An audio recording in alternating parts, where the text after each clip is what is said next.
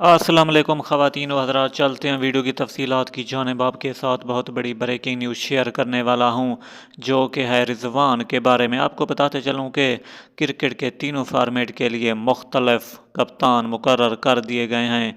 اب پی C B گردش کر رہی ہیں کہ بابر اعظم مکمل طور پر ختم ہو جائیں گے پی سی بی کے حوالے سے کپتانی کے عہدے سے۔ آپ کو بتاتے چلیں کہ بابر اعظم نے بہت ہاتھ پیر مارے لیکن ان کو ہٹا دیا گیا کپتانی کے عہدے سے۔ جی ہاں ناظرین، نئے کپتان کون ہوں گے؟ محمد رضوان کا بتایا جا رہا ہے کہ نئے کپتان پاکستان ٹیم کے محمد رضوان ہوں گے اور بابر اعظم کو ہٹا دیا گیا ہے۔